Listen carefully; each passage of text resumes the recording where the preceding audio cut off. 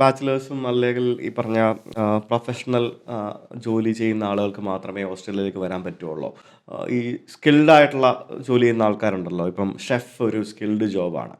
പിന്നെ painters, plumbers, പിന്നെ ഈ ആർട്ട് കലാകാരന്മാർ, അങ്ങനെയുള്ള ആൾക്കാർക്കൊക്കെ ഓസ്ട്രേലിയയിലേക്ക് ഓപ്പണിംഗ് ഉണ്ടോ? ഉണ്ട്. നമുക്കിവരെ ട്രേഡ് ഒക്യുപ്പേഷൻസ്, ഞാൻ ഈ പറഞ്ഞ ഷെഫ് അല്ലെങ്കിൽ ഇലക്ട്രീഷ്യൻ അങ്ങനെയുള്ള ഒക്യുപ്പേഷൻസ് ട്രേഡ് ഒക്യുപ്പേഷൻസ് എന്ന് പറയും. കാരണം ഇവിടെ ഏറ്റവും കൂടുതൽ ശമ്പളം കിട്ടുന്നത് പ്ലംബേഴ്സിനും തീർച്ചയായിട്ടും പെയിന്റേഴ്സിനും ഒക്കെയാണ്. തീർച്ചയായിട്ടും അവരുടെ അവർലി റേറ്റ് വളരെ ഹൈ ആണ്, അയ്യോ, വളരെ വളരെ ഹൈ ആണ്. നമ്മൾ വിചാരിക്കുന്ന പോലെയല്ല. അല്ല, റോഡ് പണിക്ക് പോകുന്നവരുടെ ശമ്പളം കേൾക്കണം നിങ്ങൾ, അല്ലേ? തീർച്ചയായിട്ടും തീർച്ചയായിട്ടും ഈ കൺസ്ട്രക്ഷൻ റിലേറ്റഡ് ഒക്യുപ്പേഷൻസ് ഇപ്പം അറിയാമല്ലോ, 2032 ഇത് വരുന്നുണ്ട് ഓസ്ട്രേലിയയിൽ, ബ്രിസ്ബെയിനിൽ നമുക്ക് ഒളിമ്പിക്സ് വരുന്നുണ്ട്. അപ്പോൾ അവിടേക്ക് ഒരുപാട് ഇപ്പോൾ ഇൻഫ്രാസ്ട്രക്ചർ ഡെവലപ്മെൻറ്റ് ഓസ്ട്രേലിയയിൽ ഒരുപാട് നടക്കുന്നുണ്ട്. അപ്പോൾ കൺസ്ട്രക്ഷൻ റിലേറ്റഡ് ഒക്യുപ്പേഷൻസിന് വളരെയധികം ഡിമാൻഡ് ഉണ്ട്.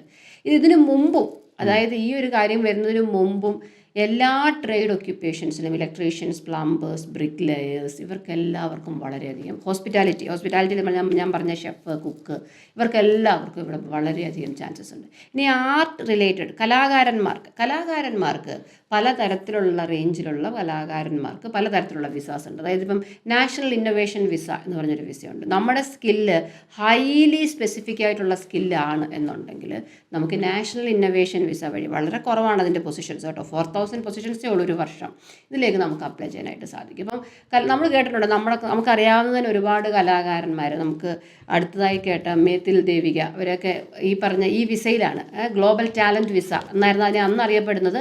ഇപ്പോൾ അത് നാഷണൽ ഇന്നൊവേഷൻ വിസയാണ്. അപ്പോൾ കലാകാരന്മാർക്കും ഓസ്ട്രേലിയയിലേക്ക് വരാനായിട്ട് സാധിക്കുന്നതാണ്. പെർമനൻറ്റ് റെസിഡൻസി എടുത്ത് വരാൻ പറ്റും. ഈ പ്ലംബർ, ഇലക്ട്രീഷ്യൻ എന്നൊക്കെ നമ്മൾ പറഞ്ഞല്ലോ, ഇവർക്കൊക്കെ എന്തിൻ്റെ അടിസ്ഥാനത്തിലാണ് അവർക്ക് ഇവിടെ വരാൻ പറ്റുക?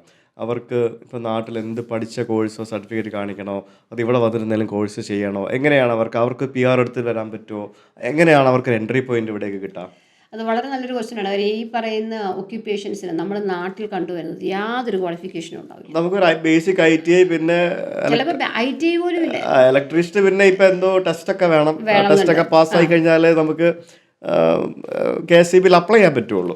ഇല്ലെങ്കിൽ ഇല്ലാത്തവൻ പണി ചെയ്യും, ഉള്ളവനെ കൊണ്ട് അപ്ലൈ ചെയ്യിപ്പിക്കും. അങ്ങനെ നടക്കുന്നുണ്ട്.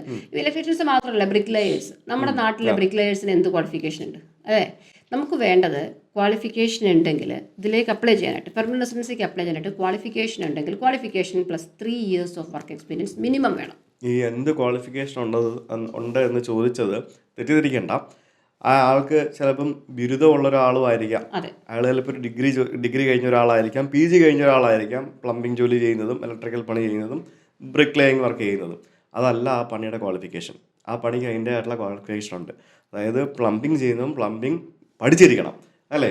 അതായത് ഇലക്ട്രീഷ്യൻ വർക്കാണെങ്കിൽ അത് ചെയ്യുന്നവൻ ആ വർക്ക് പഠിച്ചിരിക്കണം. അതാണ് അതിന്റെ ക്വാളിഫിക്കേഷൻ. അപ്പൊ അല്ലാതെ മാഡത്തിന്റെ ആ ഒരു സംസാരം ചിലപ്പോൾ തെറ്റിദ്ധരിക്കപ്പെട്ടു. ക്വാളിഫിക്കേഷൻ എന്നാണ് ഉദ്ദേശിച്ചത്. എന്ത് റിലേറ്റഡ് ക്വാളിഫിക്കേഷൻ ഉണ്ട്? കാര്യം വളരെയധികം നമ്മൾ കണ്ടുവരുന്ന ഒരു കാര്യമാണ്, അല്ലേ? പ്ലംബേഴ്സിനൊക്കെ റിലേറ്റഡ് ക്വാളിഫിക്കേഷൻ ഉണ്ടാകാറില്ല. ക്വാളിഫിക്കേഷൻ വേണമെന്ന് നിർബന്ധമില്ല.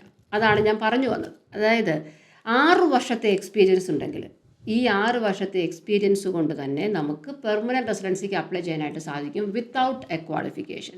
ഇത് മനസ്സിലാക്കിയിട്ട് തന്നെയാണ് ഓസ്ട്രേലിയ ഈ ഒരു നിയമം വെച്ചിരിക്കുന്നത്. കാര്യം ഇതിനൊരു ക്വാളിഫിക്കേഷൻ അല്ലല്ലോ ആവശ്യം. ഈ പറയുന്നത് ഇതൊരു ഹാൻഡ്സ് ഓൺ ജോബാണ്. എനിക്ക് പ്ലംബിങ്ങിൽ PhD ഉണ്ടെന്ന് പറഞ്ഞിട്ട് എനിക്ക് പ്ലംബിങ് അറിയില്ല എന്ന് പറഞ്ഞിട്ട് കാര്യമുണ്ടോ? ഇല്ല. പ്ലംബേഴ്സ് എന്ന് പറയുന്ന ഒരു പർട്ടിക്കുലർ ഒക്യുപ്പേഷന് ചെയ്തുള്ള പരിശീലനമാണ് വേണ്ടത്. 6 വർഷത്തെ എക്സ്പീരിയൻസ് ഉണ്ടെങ്കിൽ നമുക്ക് ഈ ഒരു പ്രോസസ്സിന് അപ്ലൈ ചെയ്യാൻ സാധിക്കും. ഇനി എക്സ്പീരിയൻസ് എന്ന് പറയുന്ന കാര്യത്തിൽ വളരെയധികം എടുത്തു പറയേണ്ട ഒരു കാര്യമുണ്ട്, ക്യാഷ് ഇൻ ഹാൻഡ്. അതായത് കൈ കാശ് വാങ്ങിക്കുക, പിന്നെ നമുക്ക് പേ സ്ലിപ്സ് ഇല്ല, അല്ലെങ്കിൽ പലതരത്തിലുള്ള കാര്യങ്ങളുണ്ട്. അതൊന്നും എടുക്കില്ല. എക്സ്പീരിയൻസ് പ്രൂവ് ചെയ്യണം. അപ്പോൾ ഇത് കേൾക്കുന്ന ആരെങ്കിലും ഇതിലേക്ക് മനസ്സിലായി. അപ്പോൾ ഒരാൾക്ക് എലിജിബിൾ ആണ്. ഫോർ എക്സാമ്പിൾ, ഇപ്പോൾ ഒരു കൊച്ചി മാരിയറ്റ് ഹോട്ടലിൽ ഇലക്ട്രീഷ്യനായിട്ട് വർക്ക് ചെയ്ത ഒരാളാണെങ്കിൽ ആ ആൾക്ക് ഈ സംഭവങ്ങളെല്ലാം ഉണ്ടാവും. പേ സ്ലിപ്പ് ഉണ്ടാവും, എക്സ്പീരിയൻസ് സർട്ടിഫിക്കറ്റ് കിട്ടും, എല്ലാ സംഭവങ്ങളും ഉണ്ടാവും. അതല്ലാതെ ഇൻഡിവിജ്വലായിട്ട് വർക്ക് ചെയ്ത ഒരാൾക്കാണെങ്കിൽ ചിലപ്പോൾ ഇതൊന്നും ഉണ്ടാവില്ല. അതല്ലേ ഉദ്ദേശിച്ചത്? ഉണ്ടാകണം.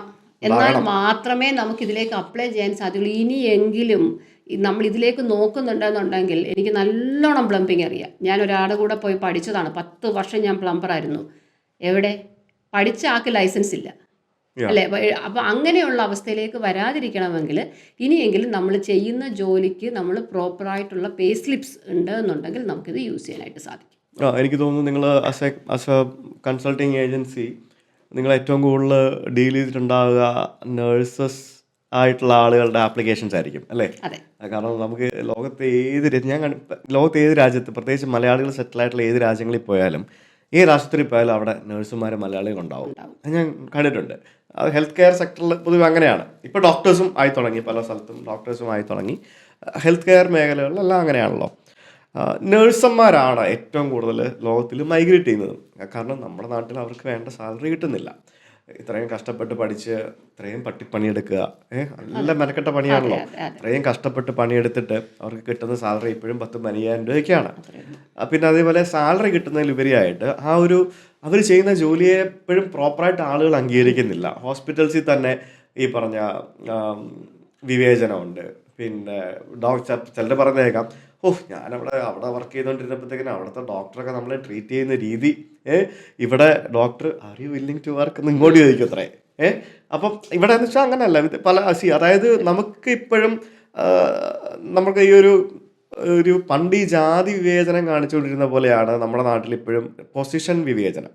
അതായത് സുപ്പീരിയോറിറ്റി അങ്ങനത്തെ ഒരു സംഭവം ഉണ്ടല്ലോ. അതായത് ഡോക്ടേഴ്സ് നേഴ്സുമാരെ ഭരിക്കാൻ വരും, ഹെഡ് നേഴ്സ് ചെറിയ ആളെ ഭരിക്കാൻ വരും, അല്ലെങ്കിൽ ആ ഒരു ഈഗോ സംഭവങ്ങൾ. അപ്പോൾ ആർക്കും അങ്ങോട്ടും ഇങ്ങോട്ടും ഒരു റെസ്പെക്റ്റ് കൊടുത്ത് ജോലി ചെയ്യാവുന്ന ഒരു വർക്ക് കൾച്ചർ നമ്മുടെ നാട്ടിലുള്ളവർക്കില്ല. അപ്പോൾ ഏറ്റവും കൂടുതൽ പല കാരണങ്ങളാൽ മൈഗ്രേറ്റ് ചെയ്യുന്നതും നേഴ്സുമാരാണ്. അതിൽ BSc നഴ്സിംഗ് പഠിച്ചവരുണ്ടാവും, MSc പഠിച്ചവരുണ്ടാവും, ജനറൽ നഴ്സിംഗ് പഠിച്ചവരുണ്ടാവും. ശരിക്കും നേഴ്സുമാർക്ക് മൈഗ്രേറ്റ് ചെയ്യാൻ വേണ്ടി എന്താണ് അവർക്കൊരു final word and what kind of services do you provide? Okay, ഈ രജിസ്റ്റേർഡ് നേഴ്സസ് എന്നാണ് നേഴ്സസിനെ അറിയപ്പെടുന്നത് തന്നെ. ഓസ്ട്രേലിയ പോലുള്ള രാജ്യത്ത് റെസ്പെക്റ്റ് എന്ന് പറയുന്നത് നമുക്ക് വളരെയധികം കിട്ടുന്നൊരു കാര്യമാണ്.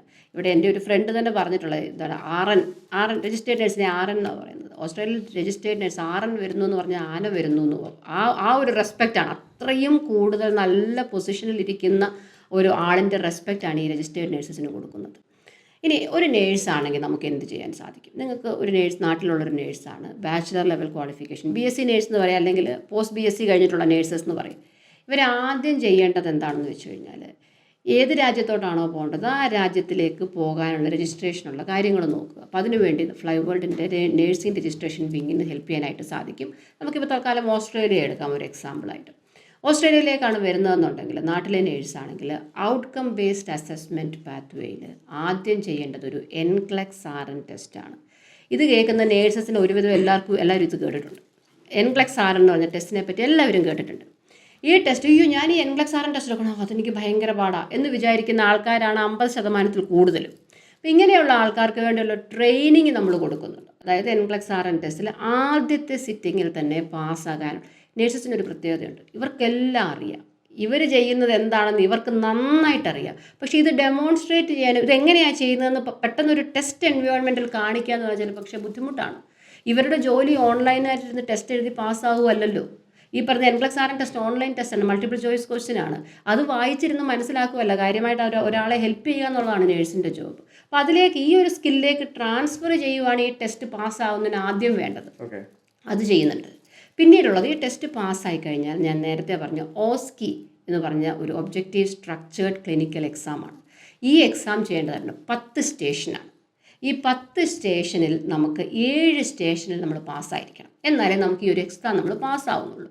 ഈ 10 സ്റ്റേഷനിലെയും ക്വസ്റ്റ്യൻസും അതിനുള്ള കാര്യങ്ങളും അതിനുള്ള ട്രെയിനിങ്ങും നമ്മൾ കൊടുക്കുന്നുണ്ട്. ഇതിന് ലാബ് സെറ്റപ്പാണ്. ഇതിൽ പ്രത്യേകിച്ച് നമ്മളൊരു എക്സാമ്പിൾ പറയുകയാണെങ്കിൽ, ഒരു പ്രൊസീജിയറിന് ചെല്ലുമ്പോൾ നിങ്ങൾ അവരുടെ പേര് ചോദിച്ചോ, അവരോട് ചിരിച്ചോ, അല്ലെങ്കിൽ ഈ ഒരു ഇൻഫർമേഷൻ എടുത്തോ എന്നുള്ള കാര്യങ്ങളൊക്കെയാണ് അവർ നോക്കുന്നത്.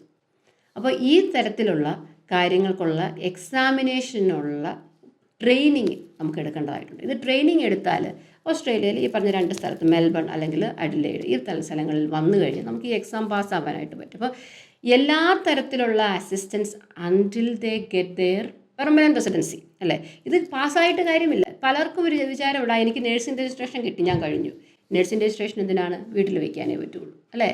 ഇത് കിട്ടിയിട്ട് ഇതുമായിട്ടൊരു വിസ എടുത്ത് പെർമനൻ്റായിട്ട് ആ രാജ്യത്ത് പോയി താമസിക്കാൻ പറ്റുമ്പോഴാണ് നമ്മൾ എന്താണോ വേണ്ടത് അത് കിട്ടുന്നത്. അതുവരെയുള്ള എല്ലാ സഹായങ്ങളും ചെയ്തു കൊടുക്കാനായിട്ട് സാധിക്കും. നഴ്സുമാർക്ക് അല്ലെങ്കിൽ ഹെൽത്ത് കെയർ വർക്കേഴ്സിന് എന്തെങ്കിലും പ്രയോറിറ്റി ഉണ്ടോ ഈ വിസ പ്രോസസ്സിങ്ങിൻ്റെ സമയത്ത്? ഉണ്ട്. നമുക്ക് ഹെൽത്ത് കെയർ ഓക്യുപ്പേഷൻസിന് പ്രയോറിറ്റി ഉണ്ട്. ഹെൽത്ത് കെയർ ഓക്യുപ്പേഷൻസിന് മാത്രമല്ല, ക്രിട്ടിക്കൽ ഓക്യുപ്പേഷൻസ് എന്ന് പറഞ്ഞിട്ടൊരു ലിസ്റ്റ് ഓഫ് ഓക്യുപ്പേഷൻസ് ഉണ്ട്. അതായത് ഒരു കാറ്റഗറീസ് ഓഫ് ഓക്യുപ്പേഷൻ എന്ന് പറയാം. അതിൽ ഹെൽത്ത് കെയർ ആണ് ആദ്യം വരിക, പിന്നെ വരുന്നത് നമുക്ക് IT വരുന്നുണ്ട്. പിന്നെ ഇതിനകത്തിൽ ഏറ്റവും വെരി റീസെൻ്റ്ലി ആഡ് ചെയ്തിട്ടാണ് എഡ്യൂക്കേഷൻ. എഡ്യൂക്കേഷൻ എന്ന് പറയുന്നത് അതായത് teachers, primary school teachers, early childhood teachers, secondary school teachers, university lecturers, ഇവർക്കൊക്കെ പ്രയോറിറ്റി ഉണ്ട്.